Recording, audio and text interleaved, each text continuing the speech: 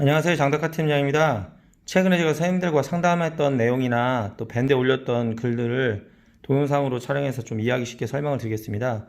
많은 선생님들하고 상담하다 보면 은행을 주로 많이 거래를 하시다 보니까 예금자 보호에 대해서 많이 이제 말씀도 또 하시는데요.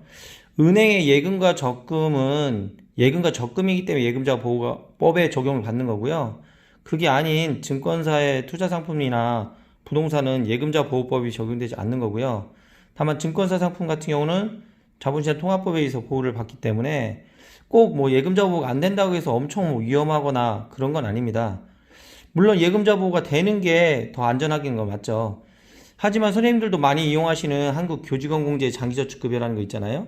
예, 선생님들이 대부분 많이들 필수다시피 하시고 계시는데 요건 이제 매월 장기저축으로 해가지고 나중에 퇴직금 일시금으로 받던지 아니면 매달 수령하기 위한 목적으로 하시는 건데요.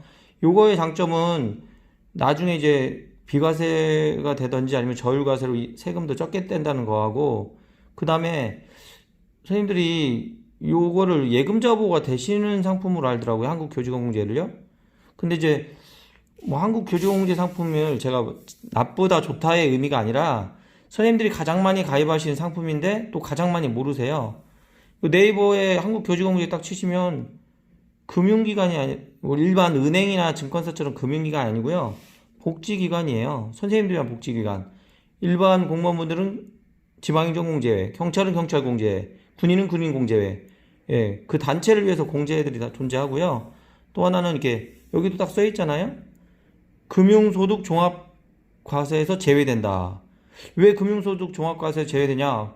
금융상품이 아니니까요. 예. 그리고 여기에 보면 특별법에 의해서 그 대신 보장은 해주겠다. 안정성. 이 특별법이 뭐냐면 한국교직원공제법에 의해서 보호를 해주는 거예요. 그 예금자 보호법이 아니라. 옛날에는 이렇게 보시면 한국교직원공제 딱 트시면 71년도에 이제 설립된 건데, 옛날에는 여기 교직원을 위한 복지기관이다 다 나오고요.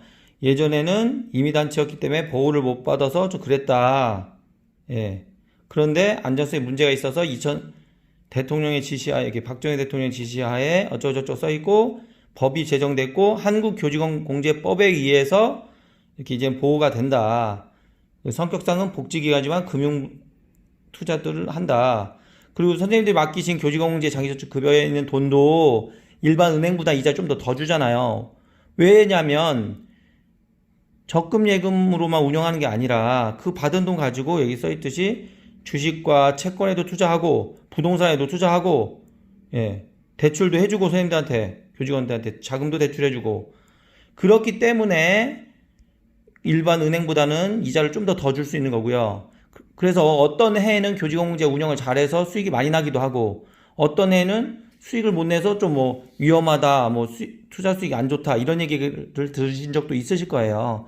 어찌됐든 이렇게 됐든 저렇게 됐든 그 상관없이, 공제에서 수익을 많이 내던 적게 내던 상관없이 약속한 이자, 지금 이제 바뀌었잖아요. 작년 9월로 해가지고 이제 방식이 바뀌었는데, 이게 3.74로 준다. 2019년도 기준으로 해서 이 이자만 주면 됩니다. 그럼 아무런 법적인 문제가 없어요. 그리고 이자라는 것도 고정이자 아닙니다. 여기 써있지만 변동된다고 홈페이지에 다 써있고요. 이 장기저축급여에 적용된 이율 구조를 보시면 뭐냐면 기본 금리에다가 이렇게 지표금리라고 하는 거에 여기 보시면 기준금리라고 돼 있어요. 기준금리가 30% 반영된다. 근데 그 기준금리가 올해 한국은행 기준금리가 0.5로 인하됐잖아요. 그러면 시중은행이 금리 내리듯이 교직원공제도 이율을 내릴 수밖에 없을 겁니다. 거기다 가산금리 지금 이제 1.5예요. 그래서 이게 두 개가 합쳐져 가지고 3.74를 준다는 겁니다. 그래서 저는 선생님들만 전문으로 15년째 상담했기 때문에 이런 부분에서 더 정확하게 알아보고 선생님한테 말씀도 드리는 거예요. 그냥 옛날부터 해왔으니까 안전하다, 뭐 다른 선생님들이 하니까 좋다, 그런 차원이 아니라 왜 그런지 이유를 설명드리고 금융에 대한 어떤 이해를 돕기 위해서 말씀을 드리는 거예요.